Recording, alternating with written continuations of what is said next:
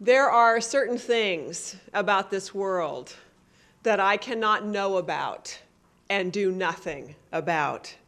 And human trafficking, particularly the trafficking of women and girls for purposes of sexual exploitation, is one of those things. I have a 15-year-old niece named Jocelyn. And when I think about the women and girls who fall victim to traffickers, I can't help but imagine, what if it were Jocelyn in that situation? What if it were your daughter or your sister or your cousin in that situation? I know, and you know from the other speakers you've heard today, that these girls were tricked, deceived, and are now being raped and tortured. And I know that many of these girls are younger than my niece, Jocelyn. So this is a personal issue for me. Trafficking is the word that has been used to explain the topic for this conference, the bodies of people being used for someone else's profit. But personally, I don't like the word trafficking for a couple of reasons. The first one is that trafficking implies movement. When the issue of human trafficking was first being discussed in civil society a number of years ago, most of the focus was on international trafficking, moving women between countries and international boundaries. And that focus has tended to give people here in the United States the impression that it is a problem over there or somewhere else, not in our own neighborhoods and our own communities. We now know that a significant amount of trafficking happens domestically within countries, including within this country, not somewhere else. The second reason I am not fond of the term trafficking is that it depersonalizes the crime. We are too accustomed of associating trafficking with the illegal sale of weapons or drugs, and I personally think it's offensive to put people in the same context, as if human beings are commodities to be bought and sold. The United Nations has a really, really long definition for what trafficking is. So let me simplify it for you. Basically, trafficking means that someone has been tricked or forced into performing some kind of labor for someone else's gain. In other words, it's slavery. And I know that when I use the word slavery, I get a much different reaction from people than I do when I use the word trafficking. The United Nations has been talking about changing the term from trafficking to slavery. It hasn't happened yet, and frankly, I don't think we should wait for them. I think we should call it what it is. Right now, today, it is slavery. Slavery is an enormous problem in our world today, and you've heard a variety of figures. But slavery, in all of its forms, represents a $217 billion global industry. And each year, thousands, if not millions, of people become enslaved. And as you have heard, between 79 and 82% of those are women and girls forced into the global commercial sex industry. Currently, the International Labor Organization estimates that, as Bill said, between 12 and 27 million women and girls are living in sexual servitude worldwide. And we all know that that number may actually be higher because of the underreporting that exists. Sexual slavery perpetuates a culture of violence. It destroys families and communities, fuels organized crime, and ruins lives. It forces women and girls to suffer horrific physical, psychological, and sexual abuse. The mission of Seroptimist is to improve the lives of women and girls in local communities and throughout the world. We focus on trafficking for purposes of sexual exploitation because the majority of trafficked women and girls end up there. Through the Seroptimist Stop Trafficking campaign, we are trying to give enslaved women and girls a face and a voice, not only in the United States, but in the 18 other countries within Seroptimist International of the Americas. So today I would like to share with you some of the strategies we are trying to use as part of this campaign and strategies that each and every one of you can use too. These strategies are talking, assisting, preventing, and focusing on demand. The first strategy, talking, involves raising awareness about modern-day sexual slavery and the women and girls who are affected by it. This Monday, January 11th, the National Day of Human Trafficking Awareness, thousands of seroptimists throughout this country will be out in their local communities drawing attention to trafficking and the sexual slavery of women and girls. We will be in transportation centers, working with local schools, partnering with organizations who provide victim services, and participating in community walks and movie screenings and forums. Many of the seroptimists outside of the United States did these same kinds of activities on December 2nd, the International Day to Abolish Slavery. Today's conference is an outstanding example of how to raise awareness. But what is special about this conference is that you are providing a place where people from the community can come together to learn about this issue and to start talking about it. And here's why talking is so vitally important. I want you to think back 20 years. 20 years ago, no one talked about domestic violence against women. 20 years ago, it was one of those dirty little secrets that some of us knew about, but no one really talked about. Comprehensive, coordinated efforts to address domestic violence in our society didn't really happen until it became a more common topic of public conversation. I guess we should thank O.J. Simpson for that. So consequently, unless we have more people talking about sexual slavery, it will continue to be difficult to stop it. Now, if you need resources to talk about it, Seroptimist has some great ones that are available free of charge. In particular, I recommend 2 white papers we have produced on this issue. One provides basic information about trafficking, the causes, and why it is the new face of slavery. The second paper is about the history, controversies, and future of United States anti-trafficking laws. A third white paper about prostitution is currently in development, and we plan to release it later this year. Just visit our website at www.seroptimist.org and download whatever you need to start talking about this with other people. After we start talking about sexual slavery, it is natural for us to want to do something to help. Organizations and coalitions, like the coalition you have established here in the Portland area, are forming to ensure that victimized women and girls have access to the services they need. Seroptimist clubs and members look for ways to assist women and girls who have been caught in trafficking and prostitution, and they often join these coalitions. But we cannot and do not expect Seroptimists to be the direct service providers for victims, because frankly, that is beyond the expertise or capability of most of our members. Instead, we encourage them to get involved and be supporters and providers, supporters and partners with those providers. Seroptimist clubs, not only here in the Northwestern region, but throughout our organization in those 19 countries, are doing just that. And some Seroptimists are directly assisting the victims of trafficking. Victims like Minda Pascual. Minda is from the Philippines, and like most women who are prostituted, Minda was forced into it by situations she did not choose for herself. First, she was born into overwhelming poverty, so overwhelming she was sent to live with her grandmother while her mother worked in another town. Minda was returned to her mother at the age of 12, but things didn't go so well for her.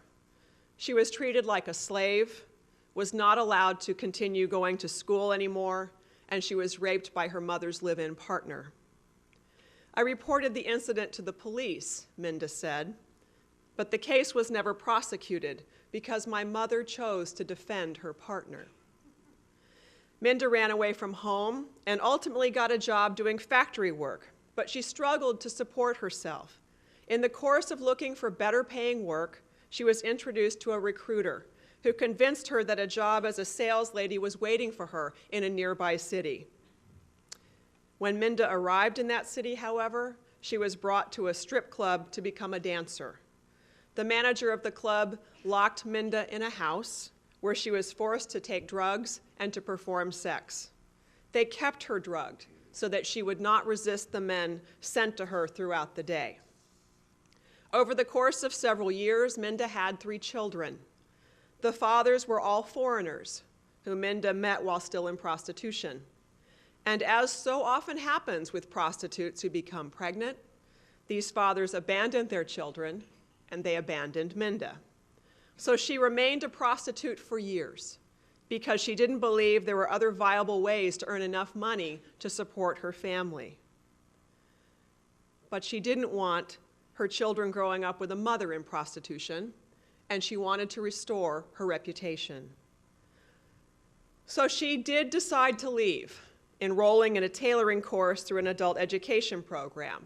By tailoring, she began to earn a living, and in 2006, at the age of 37, Minda finished her high school education and enrolled in Miriam College with a dream to earn a degree in social work. While in school, unfortunately, she ran out of money to pay her tuition. So Minda decided to leave school temporarily to pay off her debts. She found a job with a nonprofit organization, but once again, she had very little money and needed some financial help. She was tempted to return to the way of life that she thought she had left behind. Fortunately, someone at work told her about Seroptimist, and she applied for a Seroptimist Women's Opportunity Award. The Seroptimist Women's Opportunity Award is a cash grant given to a woman who is the primary breadwinner for her family and who wants to improve her economic status through education. The award is given first at the local Seroptimist club level, and then club winners become eligible for awards at higher levels of our organization. Named the Philippines Region Women's Opportunity Award for 2008-2009, I had the honor and privilege of presenting Minda with a check for $5,000 in May. And today she is back in school, studying to be a social worker and working with a faith-based nonprofit organization that assists women in prostitution. That's what assisting is all about. It is important to raise awareness and assist the victims, but preventing women and girls from being trafficked to begin with is equally important, and that is our third strategy. Seroptimist does outstanding work in providing real choices for women, supporting their educational goals, and providing job training. We focus on girls by providing self-esteem workshops and by helping girls to realize their self-worth. We also encourage our members to educate young people, both boys and girls, about healthy dating relationships. These kinds of activities can help women and girls like Minda avoid the path that leads to trafficking and sexual slavery. But I have learned and discovered over the years that preventing trafficking is more complicated than we think, which means we have to understand the real roots of the problem. Now, I had the opportunity to travel to Rwanda about 4 years ago. And in Rwanda, the common cooking stove consists of 3 stones. The 3 stones are arranged in a circle so that a small fire can be built in the center between them. And the stones provide a somewhat level surface for a pot to sit on while the food is cooking. To me, the challenge of preventing sexual slavery is a pot sitting over 3 cooking stones. One of those stones is poverty. Women and girls living in poverty often lack education and opportunities for legitimate employment. And when economic alternatives do not exist, women and girls are more vulnerable to being tricked or coerced into sexual slavery. Some Eastern European countries, like Romania and Moldova, are so poor that there are literally no jobs there. When we look at the places where the victims of trafficking come from, and you've heard of some of them earlier today, poverty is usually a prevalent thing there. It is easy to trick young women to leave their home and move far away in the hopes of getting a good job.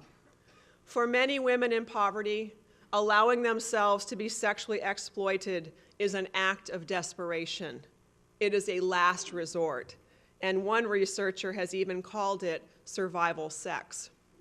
So one solution is to provide job training and education and to create economic alternatives to prevent women and girls from being pushed into sexual slavery. Honestly, I think we as Seroptimists do a really good job with the Poverty Stone. We have the Women's Opportunity Awards and Seroptimist Club grants for women and girls, and a variety of club-based projects to help fight poverty, help provide education, and help create economic opportunities. But there are two other stones supporting the pot of sexual slavery, and those stones are greed and demand. Because modern-day slavery is a multi-billion-dollar business, obviously, there are vested interests in keeping it going. These vested interests come from organized crime and other people who are attracted by the money to be made from it. Trafficking people, as you have heard, trafficking people, primarily women and girls, has become the second largest business for organized crime behind drugs. People in this business don't care about the women and girls being victimized. They don't care about where they come from or who they are. They only care about making the money. That's greed. And perhaps it is difficult for us to do something about that. But there is that third stone, demand. And frankly, I think we have the potential to make the biggest difference by focusing more attention on the demand for paid sex, because this is Economics 101. As long as there is a demand, there will be people greedy enough to make sure there's an available supply to meet it. If you want to learn more about the demand side of this problem, there is a book that you absolutely should read. It's by Victor Malarick, M-A-L-A-R-E-K, a renowned investigative journalist, and his latest book is called The Johns, Sex for Sale and the Men Who Buy It. And the premise of his book is that the blame for sexual slavery lies with the men and boys who will pay to have sex with women and girls. I appreciate legislation that goes after pimps. I appreciate legislation that tries to make sentencing harder for them. But I also appreciate that the pimps are in the business because, as has been articulated, they are the middlemen. According to Malarick's research, the Johns, the men and boys who buy women and girls for sex, think it is their God-given right to sexual pleasure, and they are entitled to purchase sex if they want to. The men in Victor's book claim to buy sex because Western women don't understand them and don't treat them with the respect they deserve. They don't want to spend money on a girlfriend and then not be guaranteed some sex in return. Frankly, between you and me, I think buying sex is less about sexual gratification and more about power and control. The Johns argue that the women they pay enjoy it. They enjoy it. These men believe that when they pay to have sex with someone, they are being altruistic. They are really helping her pay her bills, or they are helping her fulfill her own sexual fantasies. You laugh. They think this. We know from the extensive research that has been done with prostitutes, this is usually not the case. The number of men who pay for sex out there is staggering. When you think of the millions, think 12 to 27 million women and girls being prostituted today, and then realize that on average, they see anywhere between 5 and 15 men or more a day. Do the math. Do the math. There are millions and millions and millions of men buying sex every day. And where there are trafficked women and girls, there are prostitutes. And where there are prostitutes, there are men fueling the demand.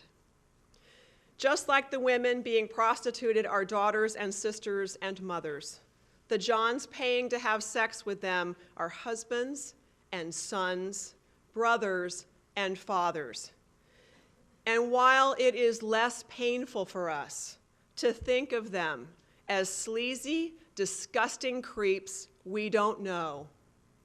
Do the math. The fact is that we probably do know some of them. They could be the soccer dad from your kid's team, a judge, another pillar of the community. They could be your son. They could be your husband. They could be your father. The Juns have a vested interest in keeping their dirty little secret a secret, and they are protected by a legal system that tends to arrest and punish the women and girls who get bought and sold, not the men and boys who buy them. So unless it's a public figure who happens to get caught in a sting operation and has their name splashed across the media, it's difficult to identify who the men buying sex in your community really are. Why do men and boys think it is okay to pay to have sex with a woman or girl? Why don't they wonder how she got there or what her mother or father thinks about what she is doing?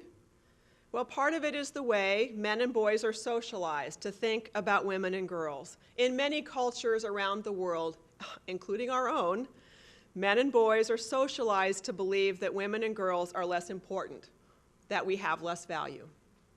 Part of it is the media. The language of prostitution has truly gone mainstream when we have television shows called Pimp My Ride. There used to be hardcore and softcore pornography, and now softcore is just mainstream media and advertising.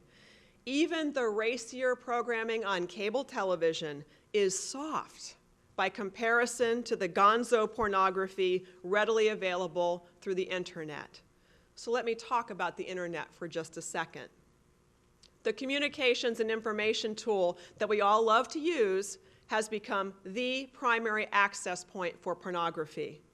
Did you know that 90% of 8 to 16-year-old boys in the United States, Canada, Britain, Europe, Japan, and Australia have viewed porn online while doing their homework?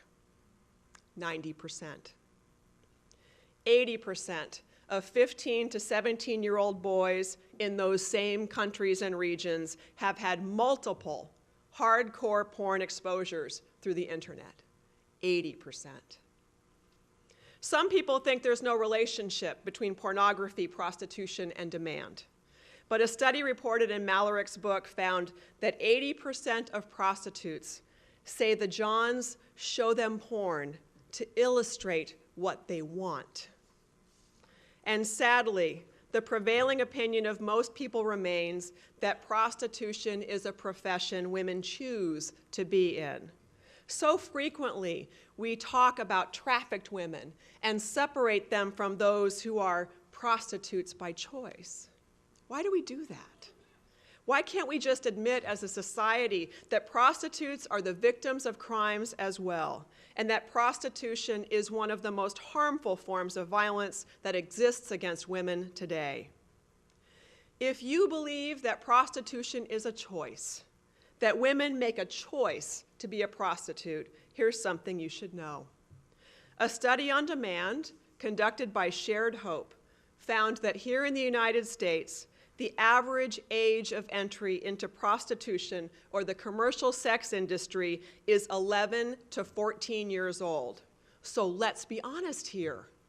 Is it really fair or accurate to say that these girls are making a choice? It is true that sometimes prostitutes say it is their choice. But can we ask a prostituted woman if she is there by choice and expect a straight answer? Of course not. These women live in fear. Fear of the Johns, fear of their pimps, fear of their traffickers, fear of the cops. And for some women, saying that they choose this life is a way for them to justify it, to feel okay with what they are forced to do day after day. I challenge you to find me one girl, just one girl, who grows up dreaming of strange men invading her body every day. And why would any woman knowingly choose the most dangerous profession in the world, a job with so much danger, more women are murdered in it than in any other. A job where they are raped and beaten repeatedly. A profession where 68% of the employees meet the medical criteria for post-traumatic stress disorder. To truly address the demand side of sexual slavery, we need to start at the beginning with the way women and girls are viewed, not only in our society, but around the world. We need to address why soft porn has become an everyday part of our society. And we have got to address what boys are being exposed to on the internet and make sure that they know that this is not appropriate or normal sex based on intimacy or love. So I was supposed to talk today about trafficking. And it seems as if I have spent a lot of my time talking about prostitution. But to me, it's the same thing. It's women and girls being forced by strangers or lovers or pimps or their poverty or their addiction to sell their bodies to anyone willing to pay. Prostitution and trafficking are intertwined because where prostitution thrives, legally or illegally, so does trafficking. Even law enforcement often has trouble telling the two apart. So Seroptimist is taking a stand on prostitution. We have confirmed Victor Malarick as a keynote speaker at the Seroptimist International of the Americas Convention in July, where more than 1,500 of our members will gather together in San Francisco. Seems like an appropriate place, don't you think?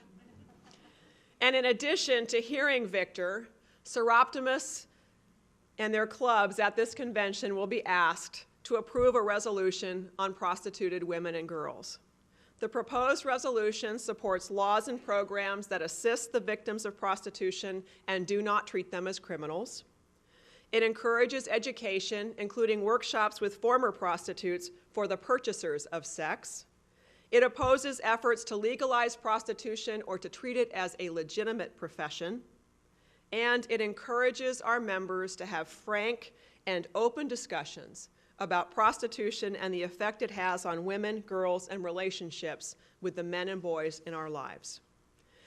Everyone says that we can't make a difference, and the abuse of women and girls in the form of prostitution and sexual slavery will always be here. It's, after all, the world's oldest profession. Instead, I like Malarick's words. It's the oldest oppression.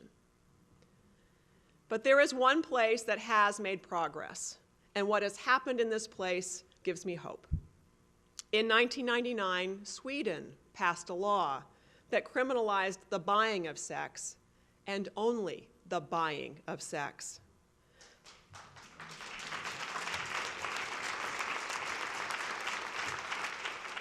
Since the passage of this law in 1999, trafficking of women and girls in Sweden has been almost entirely eliminated because Sweden is punishing the demand side.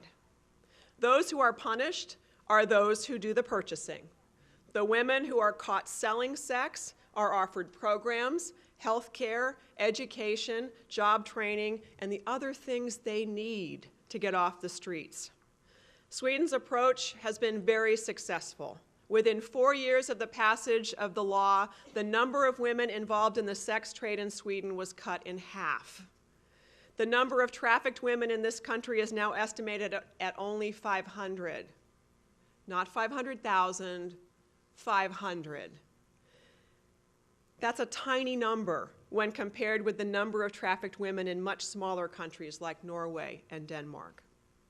Organized crime in Sweden has now virtually disappeared because it is now too difficult for organized crime to do business there.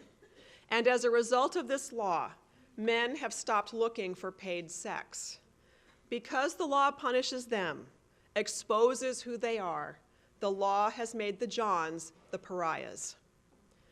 When the law passed in Sweden, a government official said, "This law says to everyone that in Sweden, women and girls are not for sale."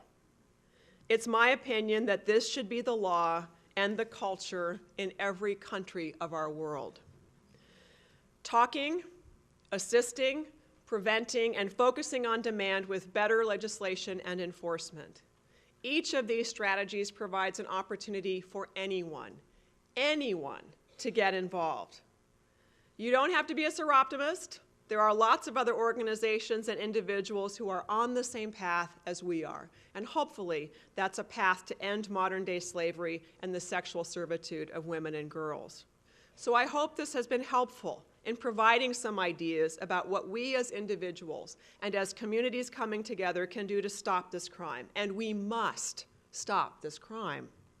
We must be the voice for the women and girls who do not have a voice. We can be that voice by not letting today's conference be the end of our conversations about trafficking and sexual slavery. I do hope a day will come when our country is more like Sweden and has laws making it a crime to buy sex and adequate funding to help the victims who need it. I dream of a day when men stop buying sex because they know they will be pariahs if they do. I dream of a day when buying sex becomes as socially unacceptable as driving drunk. That day becomes possible by having candid, courageous conversations with our friends, our neighbors, and the men and boys in our lives.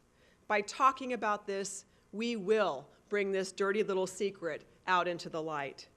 And when modern-day slavery, modern-day sexual slavery, is no longer a dirty little secret, we have the chance to end it. But it starts with a conversation, and that conversation starts with each of you. Thank you.